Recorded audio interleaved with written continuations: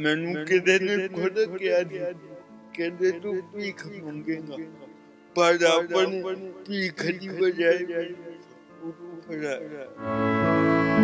मैं थोड़ा हैंडीकैप होने के कारण ना कभी नहीं जी करता जाने को, बाजू में बहुत होती है तो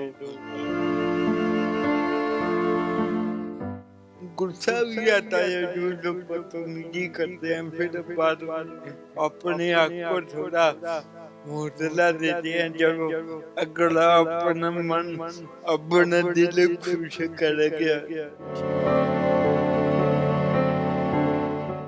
माथा टेकती हूँ तो भगवान इसके साथ ही जाना, इसको लेके आना, तंदुरुस्त लेके आना। मेरे को लेके जाता है, बाजार में लेके जाता है, सब्जी लेके आते हैं, जो काम हम दोनों मिलके करते हैं। मेरे मन के ना धक्का लगा उसका जरूर वो तो बंदे ने किया तो कर रही। मेरे को पता नहीं क्या हुआ, मेरे को इतना गुस्सा आया ना, मैं उसको जाके पीछे से पकड़ लिया। मैं कहा तूने उधरों सवारियां उतार के अपने टेम्पो में उठाई, क्या बात है? मैंने कहता आपने ये आप क्या कर रहे हैं? मैं कहा तूने क्या किया? दिखे तो तुम बहुत सही, अभी तक भी आ रही है पर मैंने अपनी बनी। नमस्कार, आप देख रहे हैं पंजाब केसरी और मैं हूं आपके साथ रोहित उत्तम। आज हम आपको एक ऐसे शख्स से मिलवाने वाले हैं जो मुसीबतों से घिरा हुआ है लेकिन उसका सहारा बनी है उसकी हिम्मत। जी हाँ, हम एक ऐसे ही शख्स से आज आपको मिलवाने वाले हैं जो ठीक ढंग से बोल भी नहीं पाते और हैंडीकैप हैं, लेकिन हैंडीकैप होने के बावजूद भी वो ई रिक्शा चलाते हैं। जी हाँ, मैं बात कर रहा हूँ रुपिंदर जी की, जो लोगों के लिए मिसाल बने हुए हैं। तो सीधा इनसे बातचीत करते हैं। सर, स्वागत है आपका पंजाब केसरी में। ठीक है, ठीक है। जैसा कि आप ई रिक्शा चलाते हैं, तो कब सोचा आपने कि ई रिक्शा चलाने का? ये मैंने स्टार्ट। तो जब आपने ये स्टार्ट किया तो किन किन दिक्कतों का आपको सामना करना पड़ा? दिक्कत है तो बहुत आई, अभी तक भी आ रही है पर मैंने अपनी बनी छोड़ी। जैसा कि आप ई रिक्शा की बात कर रहे हैं, तो क्या कारणों की वजह से आपको ई रिक्शा चलाना पड़ा था?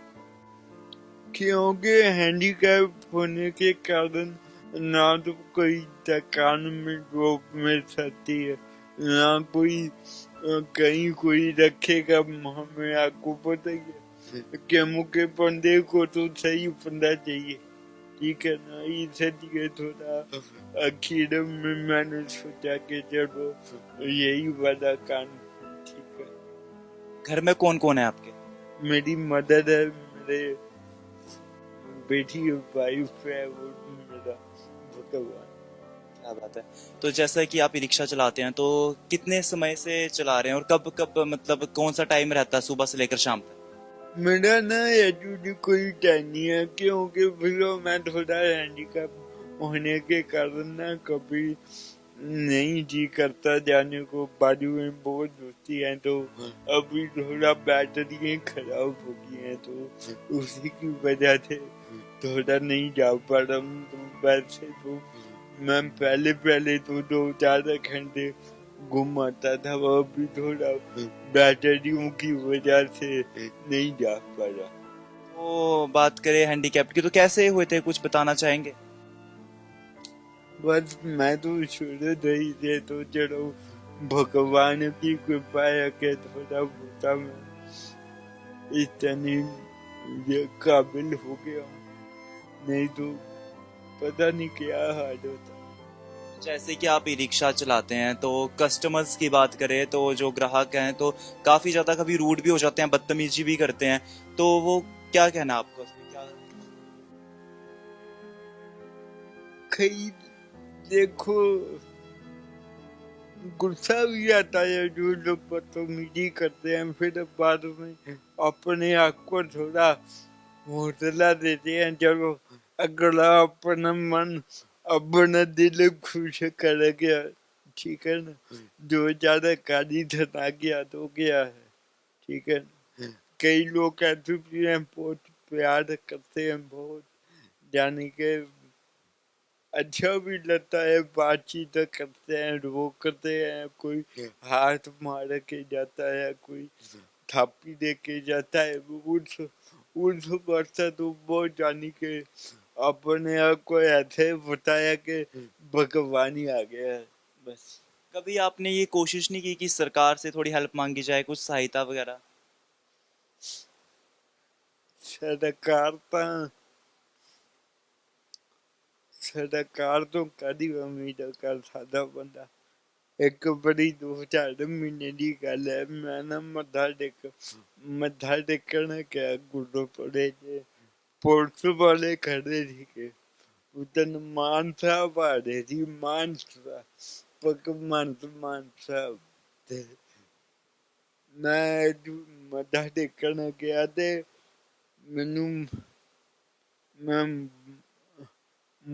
उदों खड़ा किया, मैनू कहते इत्थे नहीं खड़ा, इत्थों तक के बहुत बंदे ने मैनू इन्ना भी कहता अज मत्था रहन दे टेकन नू,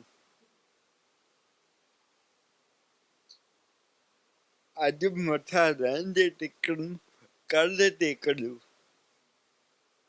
जे मैं उठ पड़े एक तो साडे नाल कोई खड़दा नहीं, मेरा पंगा ये है क्योंकि अभी फिजिकल सही नहीं है, हैंडीकैप भी तौर ते बनना उस ਵੇਲੇ मैं ਮੈਨੂੰ कह ਦਿੰਦਾ ਤੂੰ ਭਗਵੰਤ ਮਾਨ ਨੂੰ ਕਹਦੇ ਕਰ ਲੈ ਜੀ।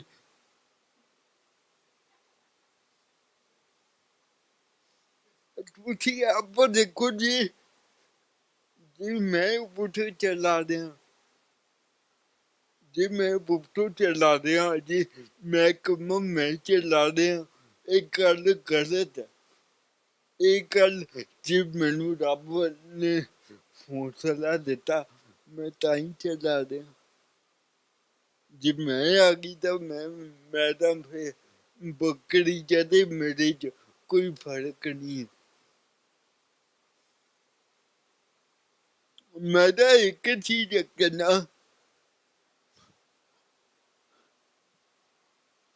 अब जितने मर्जी बड़े बन जाए, फीतियां लग जान, गड्डियां आ जान, ठीक है, सानू रब नहीं भुलना चाहिए। पर अजकल पुछो उस वेले मैनू पता मेरे मन में कितना धक्का लगा होगा जो उस बंदे ने कहा तू कर ला जी भाई।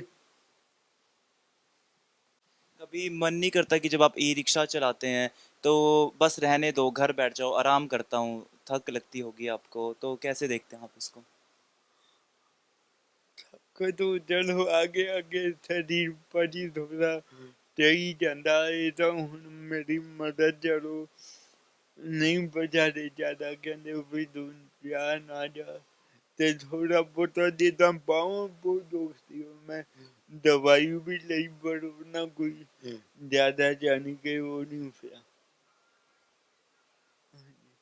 तो जब आपने ई रिक्शा चलाने का सोचा तो आपने घर में बताया होगा, अपनी मम्मी को बताया होगा, तो उनका क्या रिएक्शन था, कि उन्होंने क्या बोला आपको? पहले मैं किसी का चला के देखा चलान फिर मैं और 2-4 महीने चलाया थे वो मेरे मैं वो चला के देखा कैसे वेले मेरा किराया पूरा होना, कैसे वेले मैं पल्लू पा के देना, ते बाजू मैं अपनी मौका सौखा होके लिया। तो जब अब आप ई रिक्शा चलाते हैं तो लोग भी काफ़ी मिलते होंगे कि हाँ इसके साथ नहीं बैठना, ये पता नहीं कैसे लेके जाएगा, तो काफ़ी कुछ कहते भी होंगे लोग, तो क्या क्या?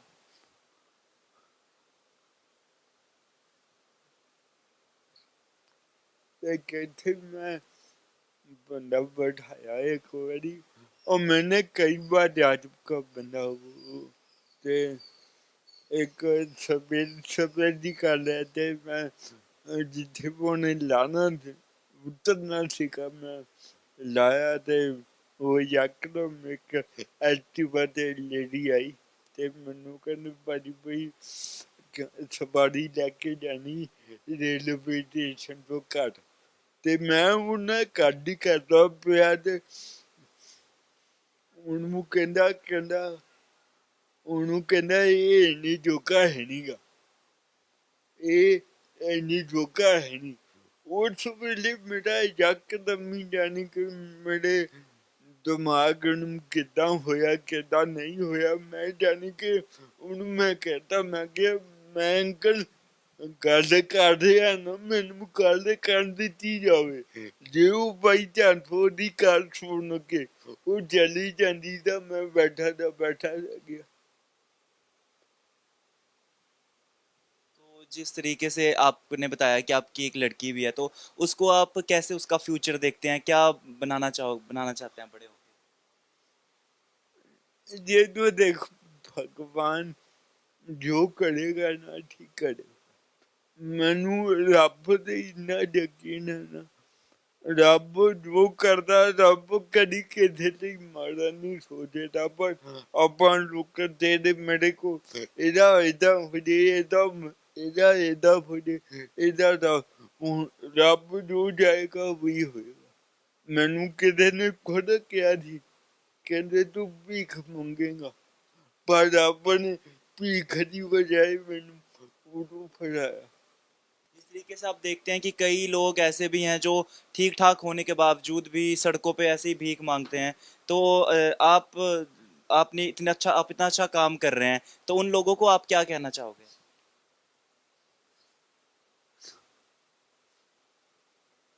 मेरे नाल तो वो ज्यादा बढ़िया है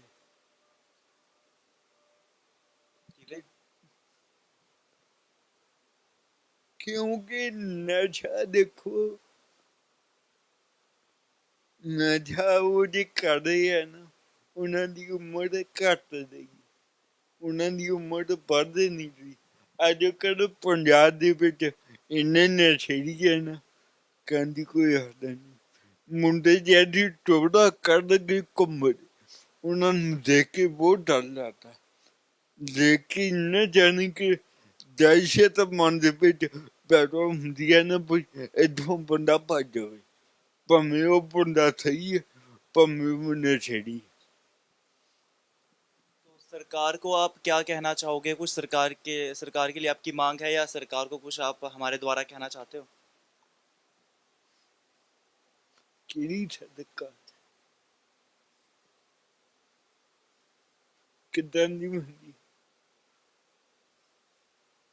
सरकार नहीं है कोई ठीक है सरकार पर मैं नहीं मानता कोई सरकार है मैं ज्यादा और संभाली है ना जिंदगी च एक बंदा देखा जेड़ा बंदे दे कम आया मैं अजे तक दूजा बंदा उदी जगह ना कोई होया ना कदी हो सकता ठीक है मैं बहुत बंदे दी दाद देना और गड्डी जो उतर के मैनू आप हग कर दे आप मैनू हेलो भाई कहते मैं उन्होंने ऑफिस जाके बहना मैं किदा कह देवा वो बंदा माड़ा होगा मेले इधर उसको अलावा कोई सरकार न आई है ना कुछ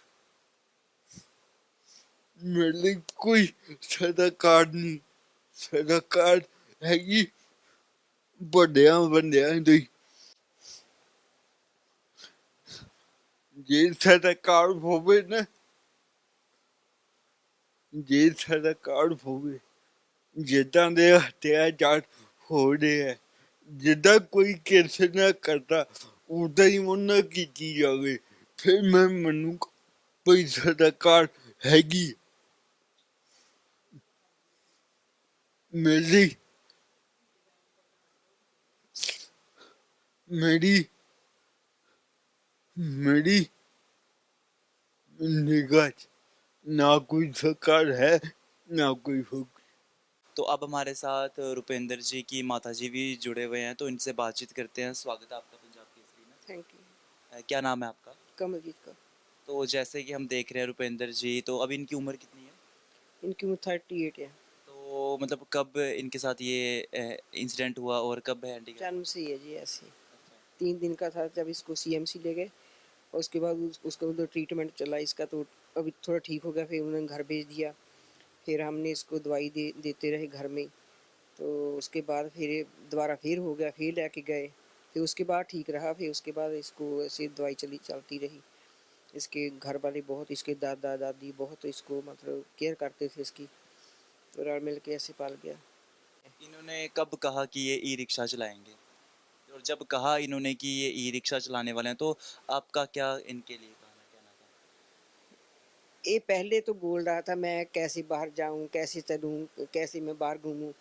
तो ये बोलता मेरे को ना आप ले दो कुछ चलाने के लिए। फिर एक इसको लेके बनवा के दिया, बड़े बड़े टायरों वाला पैडल पैडल उसके से वो ये जाता था तल्लन गुरुद्वारे, उधर मत्था टेका था। फिर उसके बाद जी बोलता मैं थक जाता हूँ इसके साथ। तो अपने पापा को बोलता मेरे को ना मोटर लवा दो इसको। फिर उन्होंने फगवाड़ा से एक वो की हुंदी लूना जही वो लेके आए, तो उसको काट कर आगे लगवा दिया। तो फिर उसमें पेट्रोल डाल के वो ऐसे चलता रहा। तो जैसे कि अभी ई रिक्शा चलाते हैं, तो आपको टेंशन तो रहती होगी थोड़ी कि हाँ ये जा रहा टेंशन है। तो रहती है जब कभी कहीं खराब ना हो जाए, कैसे आएगा, अंधेरा हो जाता है तो फिर टेंशन रहती है। फिर मैं इसको बार बार फ़ोन करती रहती हूँ। फिर जे कोई सवारी पीछे बैठी है, फिर ये देखता भी हुण सवारी पीछे बैठी मैं नहीं कर सकता, फिर साइड ते खड़ी करके फिर मैंने फ़ोन करके दसूगा मम्मा मैं इन्ने चिर नूं आ रहा है, मैं इत्थे जा रहा है। फिर मैनूं सब कुछ दस दूगा, फिर मैनूं तसल्ली हो जाती भी हाँ ठीक है। फिर उसके बाद फिर ये आ जाता है, तो फिर तो आपके लिए तो खुशी की ही बात है कि आपका बच्चा बाहर जाके अच्छे से काम कर रहा है। जहाँ दो लोगों की बात करें तो अच्छे स्वस्थ होके भी यहाँ भीख भूख मांगते हैं और परेशान करते हैं, नशा करते हैं। तो आपका बच्चा एक अच्छी ही राह पे जा रहा है और आपका नाम भी ये काफ़ी ज़्यादा हद तक रोशन कर रहे हैं। ये तो है ही, अच्छी बात तो है ही। इस पर भी प्राउड है और मेरे वो परमात्मा को भी बहुत बहुत थैंक यू जिन्हें इदा किया। ये तो कुछ भी नहीं सीगा। मैं तो जब आपको पता है ये देखो मतलब इतना मेहनत कर रहे हैं ये, मतलब ये भगवान के ही है, मतलब कि जैसे ये लोग के साथ ही इसका भगवान पर इतना विश्वास है और मेरा भी इतना विश्वास है। और परमात्मा इसको शायद वो ही लेके जाता है इसको, ये तो नहीं कुछ भी कर सकता है। मैं ये जाता है तो मैं उसके आगे माथा टेकती हूँ, तो भगवान इसके साथ ही जाना, इसको लेके आना, तंदुरुस्त लेके आना। मेरे को लेके जाता है, बाजार में लेके जाता है, सब्जी लेके आते हैं, जो काम हम दोनों मिलके करते हैं। कुछ भी घर में कोई लेके आना होता है तो मेरे को फ़ोन कर देता है मम्मा आप तैयार रहो मैं आ रहा हूँ, तो हम चलते हैं बाजार। फिर मेरे को लेके जाता है, फिर हम अपन जो घर का सामान लेके आना हो तो वो लेके आते हैं। आप सब बताते भी होंगे कि आज मुझे ये लोग मिले और लोगों ने मुझे ये कहा और कुछ लोग तो बहुत सपोर्ट करते हैं कि कई तो बहुत करते हैं, कई तो बहुत बहुत मतलब मान भी इतने महसूस करते हैं लोग। कई ऐसे लोग भी जो बेवकूफ़ दिमाग के होते हैं, वो इसको गलत मलत भी बोलते हैं। और वो मेरे तो भी नहीं बर्दाश्त होता, ये तो भी नहीं बर्दाश्त, पर करना पैंदा। कोई एक ऐसा इंसिडेंट बताना चाहोगे कि कुछ लोगों की वजह से मतलब इनको काफ़ी ज़्यादा हर्ट हुआ हो, या मतलब आप सुन के आपको भी बुरा लगा हो किस तरीके से? एक दिन मैं आपको बताती हूँ, मैं बस में से आई नवे शहर से, तो मैं उधर उतरी, मैं इसको फ़ोन कर दिया बेटे मेरे को ले जा नामा मंडी से। तो मेरे को लेने गया, 3-4 और सवारी थी वो भी उधर ही थी, नवा शहर से आई थी, तो मैं वो साथ ही उतरी मेरे। मैं बैठ गई इसी रिक्शा में, तो वो भी बैठ गई। तो एक लड़का था आपसे थोड़ा घट उम्र का था, उसकी एक बहन थी, माँ थी। तो वो एक टेम्पू वाला आगे खड़ा, उस वो आगे आया, उसको बोलता है, उनको बोलता है आ जाओ इधर आ जाओ। तो वो उतर के उधर चले गए।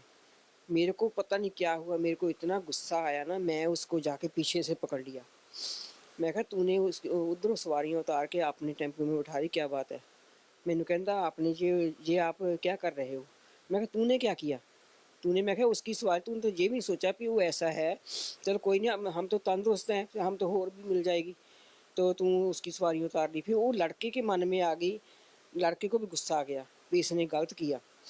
तो वो फिर उतर के मेरे पास ही आ गई, तो इसके टेम्पू में आ गए, तो हम फिर हमारे को लेके चले गए। फिर लड़का बोलता जे कहता ज़्यादा कुछ बोलता ना तो कहता मैं भी उसको कहता मार देता, उसका कहता पिटाई कर देता उसकी, टेम्पू वाले की।